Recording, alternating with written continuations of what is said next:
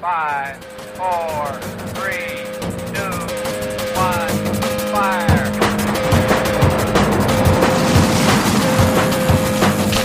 The only thing we have to fear is fear. Mile 18. This is Endurance Nation. Resource alert. Hey, do you struggle to be consistent with your training? Do you have high aspirations, but they don't turn into reality when you're there on the ground training? Are you finding that your fitness goes up and down just like every time you hop on the scale? It's not because you're poorly organized, not because you don't have the energy or the motivation. It's because you don't have the right habits in place. The most successful athletes that we have worked with over the past 17 years have built a lifestyle of habits that empower them to stay on track with their training and keep them going through the highs and the lows. You need something beyond motivation to keep you going, and that's what our habits are for. You can access some of these key habits. Take the framework, take the template and the scripts, use it in your own life. You can get it for free online if you go to endurancenation.us/habits. Download the PDF resource, get up to speed quickly. It's not you, it's your habits. And we've got the fix. Endurance Nation.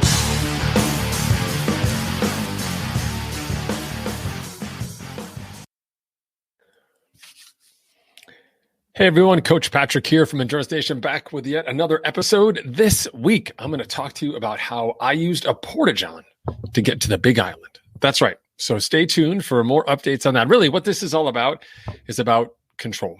And I'm going to talk to you today, a little story, a little anecdote for you about control, because very often as endurance athletes, what we run into is a conflict of interest, conflict of motivations. And it's very hard to hit the stop button on purpose. More often than not, life hits the stop button for us. We run out of time in the day. We can't actually do something on a day. Our body breaks down. There's a conflict. There's bad weather, whatever it may be. Our life is full of other elements pushing buttons. But when a push comes to shove, at the end of the day, you are in charge of that button, and you have to be willing to hit that button. So let me take you back. Let me take you back to Ironman Coeur. The only time I've done that race, in 2007. Going out there to race, looking to qualify, feeling pretty good, but had a little bit of a fender bender here on the East Coast. Got sort of sideswiped by someone on their way home from work. Later in the day, had my kids in the back of the car, a little freaky, and ended up not being able to really sleep for a couple of weeks. Had whiplash, just bad. Nothing broken, but just was shooken up, and really couldn't train for the last couple of weeks into Coeur d'Alene. So I was going out there with high expectations, but just not feeling great, right? Just wasn't in my zone. Ironically, as you'll see as the story progresses, that I was actually fairly well rested, right? And so being rested meant I could actually perform. So that was great. So going through the day, swim, bike, run. Swim is freezing cold. Come out of the water. You guys who've done Coeur d'Alene, you know it. Did the first loop. By the end of the first loop, my hands were just sort of balling into fists. By the second loop, they were just like totally useless, like stumps. I made it out of the water just about, got on the beach and went to try to go to the wetsuit strippers, but turned around 3 times. I was so dizzy from the cold water that I couldn't really orient myself. I think they were a little worried about me, but they let me get up, and somehow I found my way to my bike, got out on my bike. Couldn't feel my hands or my feet for probably the first hour or so. Swim was okay, nothing flashy. Got on the bike and was like, okay, time to start eating and drinking. I knew I needed to eat early, despite the fact that I was cold, because it was big day, long day. I had a bunch of friends out on the course, which was kind of neat, and was able to get out there and kind of put in a good pace and felt pretty good. Nothing spectacular. I was still riding a road bike that was retrofitted for a triathlon at the time, all that awesomeness. But it was really starting to get into a groove on the bike, especially once I started warming up. This is the old Coeur d'Alene course, which I think was a lot more fun and interesting than the new Coeur d'Alene course. So lots of rolling hills, lots of opportunities to kind of see the competition in front of you, work off of them. And by that point in time, I knew a couple folks in the mix with me, and I came off the bike feeling pretty good. I was like, okay, I'm in a pretty good spot here, and I think I can do well. So start to the run. Get out of transition. Here we go. There's a guy next to me. We're running along. Beep. Watch goes off, right? Look at my watch, and I look at the time, and I say, this is not right. Something's not right. Satellites out of order. What's going on here, right? I was hoping to run like 7:30s to 8, somewhere in that range. And my watch beeped, and it was 6:30. I was like, I must have hit the button wrong, right? Or they put something's not right. Like I must have done something wrong here, because that possibly can't be right. Maybe it's the satellites are off, even though they weren't off for anything else this whole day. They had been off the week that I was there. So I'm not sure what that was about. So I turned to the guy next to me. I'm like, hey man, what was that first mile split? I'm like, it wasn't 6:30, was it? He's like, it was 6:30. This is amazing. And I was like, this is not amazing. Inside my head, my inner monologue was like, this is disaster. So I was a little out and back there next to the lake. So went out, turned around about a mile and a half, came back. When I came back, there was an aid station just outside of transition. So I walked the full length of the aid station, like literally one side to the other side, walked the whole thing. I mean, I was kind of briskly walking, but I said, I have to disconnect myself from this guy. I can't run with this person, and that's too fast. So I was like, okay, I'm going to get myself square. I'm good. Here we go. Come out of this and start running. I was able to run a little bit more of a pace, but by, at this time in Coeur d'Alene, that time of day, things 2 o'clock starts to get, it's still hot. So you're feeling not a lot of shade going out by the lake. And I was kind of feeling all right, but not 100%. And I was kind of cruising along. So fast forward, come back in again, 2-loop course, head back out again. It's about mile 15, high-fiving people in town as such are heading out. I don't feel so good. Like I feel kind of woozy and my stomach's off. And I'm looking at the watch saying, I'm coming up on like mile 16 here, mile 17. I've got like 9 more miles to go. I'm like, I got to just gut down. Like I can see people pulling away from me. I don't feel good. I've just been, kind of in race mode and not really in my own zone. All of a sudden we come to another aid station and I'm thinking to myself, what am I going to eat? What am I going to do here? And that's when I decided to hit the button. I hit the button and I went right over to the Portajohn, walked inside the Portajohn, didn't have to go, walked inside the Portajohn and closed the door and just stood there and started taking deep breaths. Not a great idea inside a Portajohn, especially not on a 95-degree day in Coeur d'Alene on the side of an Ironman course, but I was in trouble. I had been racing and was in my race mindset, and I was not in control of the process that was unfolding on the day. It had gotten away from me. I was focused more on outcomes, trying to be performance-based, trying to chase people that I knew based off of the first lap or they were on the second lap. I was getting really racy. It wasn't time to be racy. I've been kind of too racy for too long. I'd gone too early with the race mode and wasn't in control of my day. And I know that bad process equals bad results. So I had to go back. I had to eject from the process and restart. I spent 2.5 minutes inside that Portajohn, probably the worst 2.5 minutes in a Portajohn ever because I didn't have to go. When I came out, I walked the aid station, water on my head, etc., reset, started eating, and then started going again. And then, new people around me, new perspective, had to run out 2.5 miles, had to flip it, had to come back, and then had to do the run into town. Was able to stay in control. And strangely enough, some of the people that I had been chasing had started to crack, right? Because I took myself out of that process so I didn't crack early, and they were cracking because they were pushing. And I was able to pass a few people and get to the finish line, finish strong. And sure enough, ended up like 7th in the age group and got a roll down slot. Remember those days? Got a roll down slot to Kona and took it.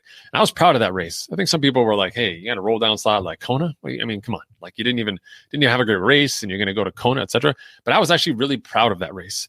And that was a very formative, like a foundational moment in my race experience as an endurance athlete was saying, if I'm not in control of myself, if I'm not in control of this process on race day, then I'm not in control of the outcome either. In order to get to the desired outcome, I have to be in charge of my process. And I really enforced it on that day. And ever since then, I've had no problem in any race walking. This is my last one in 2019, Ironman Arizona. Ended up winning my age group, barely. Some great competition out there. And mile 1 of the run went to the Portajohn. 90 seconds. Boy, I had to pee so bad on that course. I'm not sure what that was about. 90 seconds in that Portajohn before I got out. But I had to take care of it. I didn't want to chase someone then. It wasn't worth it. Those early miles, pushing hard, getting into race mode, not worth it because that's not my process. That's the race process. That's other people. That's urgency. That's external stimuli forcing its way in and not the way that I want to race and not the way that you should race too. So instead of ending up like me, trying to put yourself in a Portajohn and thinking that's a really good idea. That's how bad things are. When you think going into a Portajohn for no real reason is a good idea. So let's talk about how you regain control. How do you learn from this lesson from me on the side of the road, ejecting, saving my day, coming out, getting a spot for Kona, and find a better way to do that on your side. So I got a couple pointers for you here today, okay? Number 1, just start in control. Like start with knowing what the process is and having essentially a flow chart for your day. Right? Know exactly what you want to do in the race scenario so you can be successful. This is why inside Endurance Station, we write out race plans. So you actually know what are you supposed to be doing? What's it supposed to feel like? What are you doing next after what you're doing right now? What are the markers for you? What are the benchmarks for you? What are the numbers we're looking at on the dial? Make sure that you're in the right zones for, heart rate, power, pace, RPE, whatever that may be. We define that process early when we don't have race brain going on. So we understand what a good process is and we can follow that process, right? Just like having an emergency protocol, we don't create emergency protocols during an emergency. Like, what should we do next time we have this problem? It's like, I don't know. We're in the middle of this problem. Let's solve it. So same thing here with racing. Don't make the plan in the race itself for next time. Race your race and understand that when we're preparing for our next event, we're going to put that plan together. We're going to lay it all out, right? We have a template inside the team. You can write out that whole race, send it to your teammates, get the review, get back, etc. So start in control, okay? And we can do this, actually, when we boil down, take it out of race day for a second, and we can talk about how we implement this into your training as well. So start each week, start each month, start each cycle, start in control. Know what your goals are, know what your process is to get to those goals, and then start with that process. The longer you can maintain your process, the better your outcomes are. It's like a train trying to get, to the destination on time. If the first couple stops are on time, the odds of those last few stops being on time increase every single time, right? If the first couple stops are already off, you're going to be in trouble. Not a lot of making up time later and not a lot of making up magic in a race or in a training block as a part of your season, right? You should always start smart. Right. The second thing I want you to think about is forcing reps, not forcing days. Okay. So what people will end up doing inside their training cycles and also on race day is they force themselves into this space. They say, I've just got to get this done. Like I've got to force to, Monday didn't work. I got to make it happen on Tuesday. I got to jam my Tuesday together. I'm going to work out in the morning and the night. You start forcing your weeks like that. Don't force your days. Okay. Force your reps. I'd much rather you have an awesome Tuesday. If you had Monday off, let's say Monday was a disaster. Work, everything went wrong. It didn't get to do your Monday session. So what happens? It means you're more rested for Tuesday. Force Tuesday. Have a great Tuesday. Maybe, instead of doing an hour, you do an hour and 10, right? Maybe instead of hitting, 95%, you hit like 98% or 100%. You got a little extra gas in the tank. Force those reps. Have great reps. Build great reps. Build great discipline. But understand that's detached from what happened yesterday. What happened yesterday is past. What's past is past. What's done is done. Focus on making this session better. When you start forcing days and you start cramming Thursday and a Friday or Thursday and Friday and a Saturday and Sunday or putting sessions and combining sessions so that your Friday swim is a mega swim or whatever, you start forcing days together. You're defying the physiological limitations of your body as it understands your training over a concept of time. Putting 2 days of training into 1 day looks good on paper. Your body's like, that's not good for my body. That's not good for me. I don't like it. It's going to hurt me. It's going to set me back, and I'm going to end up missing days in the future. That's why we always talk about making decisions today that keep you on track for tomorrow. If you're going to do a session today that's going to make you stop tomorrow because you can't do tomorrow, then you really have to ask yourself, is today's session worth it? If it's going to stop you from tomorrow, it probably isn't, right? Unless it's a key session or it's a race or whatever it may be. But if it's just a regular training session and you're going over the top and you're ruining tomorrow, no good, right? Okay, great. So next up, know the line of work, right? This is really important. We bring this from race day. We talk about race day has the line. For us in an Ironman, it's mile 18. In a marathon, it's like mile 20. Depending on your race, it's in different places inside our protocols for Endurance Nation. Even for you, for the work, understand that when, like last week, say you did mile intervals on the run, you did 3 by 1 mile. And this week, you're going to do 3 by a quarter mile, right? You can do 3 miles of work. And when you're doing 3 by 1 1/4 miles, you know that when you hit the 3 mile mark, you've got 3/4 of a mile left to do of work. That's where the magic happens. That last rep, the last half of that last rep is where the magic happens for you. That's where we need you to be strong and steady. That's where it really matters. So know the line. So you're doing the work to get you to the line to where the work actually impacts you and changes your physiology or yields those results, like in my race story. That's what we want to do. So we want to differentiate just training hard to be like, I'm going to go great on this first interval, 10 by 3 minutes, and you do the first 3 great and the last 7 are terrible. That's not a great training session. You can check the box. The computer or your AI coach may say, it's green. You did 10 sessions. That's great. Those aren't great sessions. That's not great sessions. We want you to finish strong. You have to know the line and you have to know where the work happens, because where the work happens, that's where the fitness happens. That's where you get strong. And building that deliberate muscle repeatedly through training days, through training weeks, through training blocks makes you better and more prepared to make great decisions on race day when it matters the most. Okay. Another thing that I think is really important is having a reset day. Just like I had a reset moment inside that Portajohn, you also need a reset day during your week. Now, not everyone trains on a 7-day cycle, but it's easy to do it that way as well. So for me, my reset day is Sunday.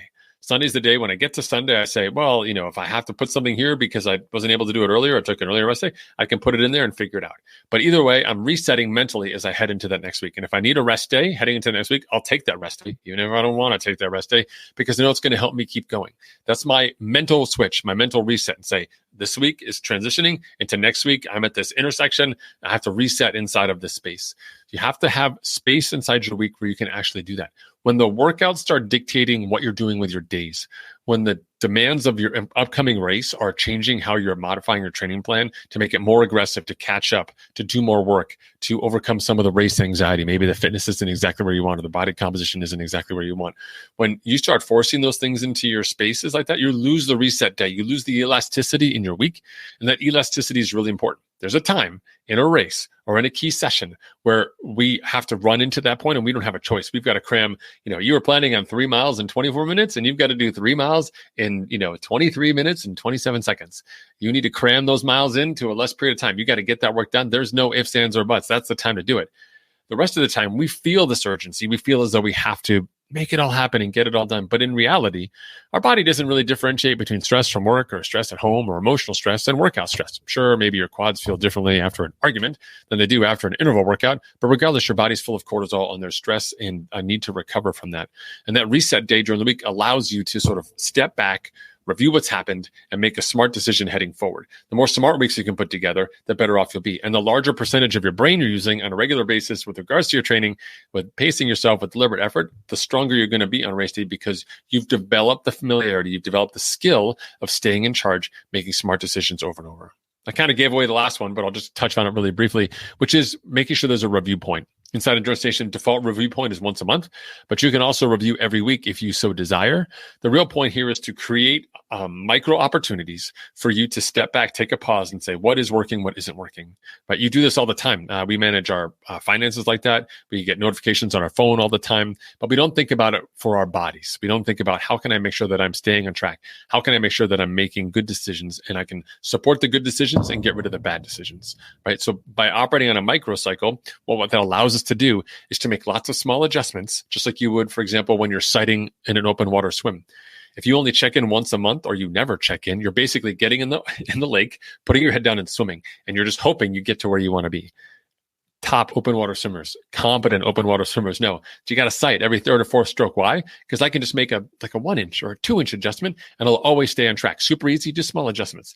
If I swam for half an hour with my head down, God knows where I would end up, probably injured somewhere. And I'm not going to be where I want to be. I haven't developed the skill set of making small decisions. And I've lost out on this opportunity to make sure that not only this session, but future sessions and future races are better by building in the mental capacity to be familiar with taking a breath, reorienting myself, and getting back to work.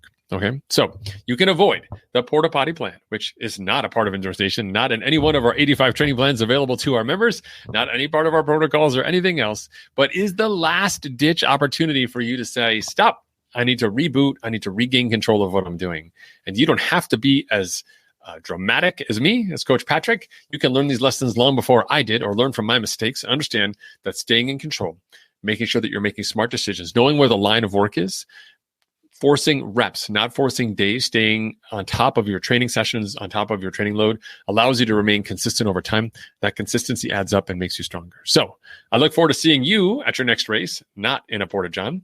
And I look forward to hearing your story about how you've regained control. Let me know on the social medias. Otherwise, for those of you on the team, tell me in the Geneva chat. I'd love to hear from you and tell me exactly how things work for you and where you have, in this first quarter of the year, regained control to make sure that you're staying on track. Thanks, everyone. Hope you enjoyed this episode, especially that part about the Portajohn, which I still have such visceral memories of. And I'll talk to you soon. Take care, everyone. Endurance Nation.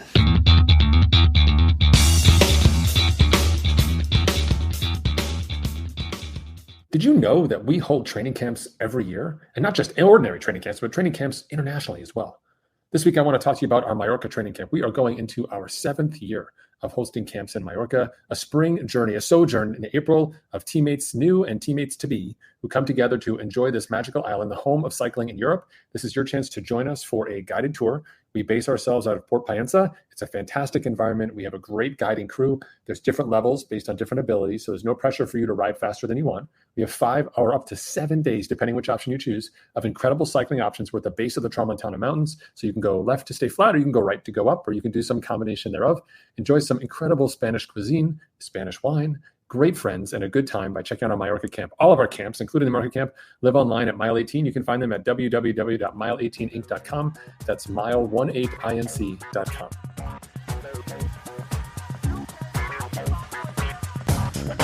For more information about Endurance Nation, visit us online at endurancenation.us. The provided music is from the Podshow Podsafe Music Network. Check it out at music.podshow.com.